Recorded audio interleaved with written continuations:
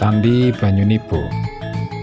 Nama candi ini terdengar cukup unik, terutama bagi sebagian orang yang belum fasih menguasai bahasa Jawa. Secara harfiah, Banyunibo mempunyai arti air yang jatuh. Lantas kenapa dijadikan nama untuk bangunan candi ini? Penamaan suatu bangunan candi pada umumnya diambil dari beberapa hal yang berhubungan dengan keberadaan bangunan candi tersebut. Penamaan yang pertama tentu saja diambil dari adanya prasasti yang berhubungan dengan candinya. Sebagai contoh, Manjusrigraha adalah nama asli dari Candi Sewu. Hal ini berdasarkan adanya prasasti batu yang ditemukan di komplek candinya. Sumber penamaan yang kedua berdasarkan pada daerah atau lokasi di mana candi tersebut berdiri, seperti Candi Prambanan, Candi Kalasan, Candi Borobudur. Adalah beberapa contoh penamaan candi yang berdasarkan nama daerahnya.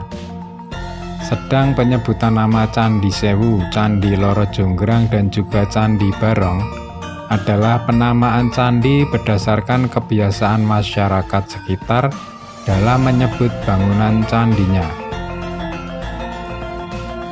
Demikian juga dengan Candi Banyunibo. Masyarakat sekitar candi ini pada zaman dahulu sering melihat air yang keluar dari Jaladwara yang terletak di kaki candinya. Air dari Jaladwara ini mirip air terjun mini yang jatuh ke tanah, sehingga masyarakat menyebutnya dengan nama Candi Banyunibo.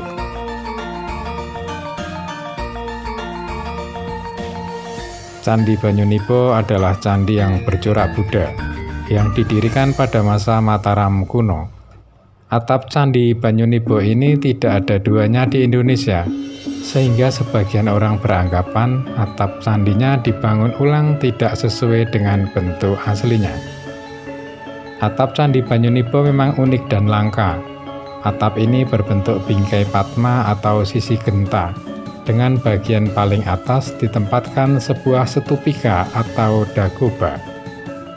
Atap candi yang unik ini hampir mirip dengan atap Candi Semar di Dieng dan Candi ketiga Gedong Songo. Namun kedua candi tersebut tidak memiliki setupika karena keduanya merupakan bangunan suci umat Hindu. Demikian juga dengan Candi Banyunibo. Masyarakat sekitar candi ini pada zaman dahulu sering melihat air yang keluar dari Jaladwara yang terletak di kaki candinya. Air dari Jaladwara ini mirip air terjun mini yang jatuh ke tanah, sehingga masyarakat menyebutnya dengan nama Banyunibo.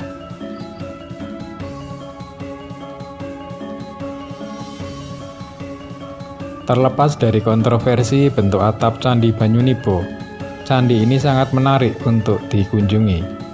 Secara keletakan yang berada di Lembah Siwa Plateau, Candi Banyunibo menyuguhkan pemandangan alam yang indah, terutama saat sore hari. Demikian juga apabila dilihat dari sisi keilmuan, candi ini masih samar informasinya sehingga layak untuk diteliti.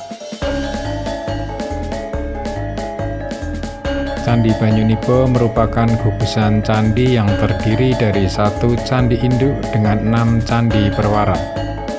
Candi perwara ini terletak di bagian timur dan selatan candi induknya yang membentuk pola sudut L. Sebuah pola deret yang tidak lazim pada bangunan-bangunan candi yang bercorak Buddha. Pola candi perwara pada komplek bangunan yang bercorak Buddha biasanya membentuk pola mandala yang mengelilingi candi induknya. Berbeda dengan candi-candi yang bercorak Hindu, di mana candi perwara biasanya berdiri di depan candi utamanya. Pada bagian ambang pintu masuk menuju bilik utama, terdapat relief-relief di sebelah kanan dan kiri dinding penampilnya. Beberapa relief sudah aus, namun masih bisa diketahui tokoh yang dipahatkan. Pada sebelah kanan terdapat tokoh Dewi Hariti, sedang dinding sebelah kiri dipahatkan Bodhisattva Vaisravana, yang merupakan suami dari Dewi Hariti. Hariti adalah dewi pelindung anak-anak dan juga dewi kesuburan dalam ajaran Buddha. Sedangkan Vaisravana adalah dewa kemakmuran dan kekayaan yang disebut juga dengan nama Jambala Kuning. Kedua panel relief ini diperkirakan bukan dari bagian kisah-kisah dalam kitab Buddha. Hal itu dilihat dari letak relief yang dipahatkan di ambang pintu masuk, bukan pada bagian kaki candinya.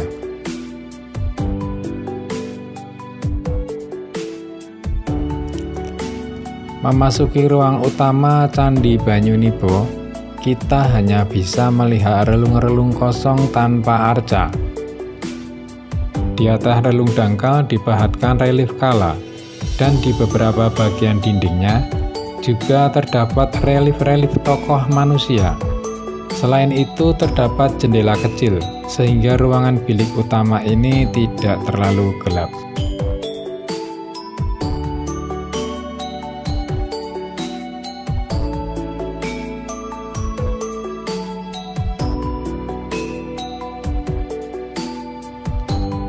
Tidak terdapatnya prasasti yang berhubungan dengan candi ini terasa sulit untuk mengetahui latar belakang pendirian Candi Banyunibo. Namun, seperti halnya Candi Sojiwan dan juga Candi Mendut, yang memiliki arah hadap yang sama, tentu Candi Banyunibo ini juga dipergunakan untuk bangunan pendarmaan bagi seorang tokoh pada masa Mataram kuno dahulu. Mengingat ukuran Candi Banyunibo yang tidak terlalu besar, bisa diperkirakan bahwa candi ini dipergunakan sebagai bangunan pendarmaan bagi seorang tokoh pejabat tinggi di bawah raja. Tokoh tersebut tentunya seorang penganut ajaran Buddha yang taat pada masa itu, sehingga setelah meninggal dibuatkan bangunan pendarmaan untuk menghormati sang tokoh.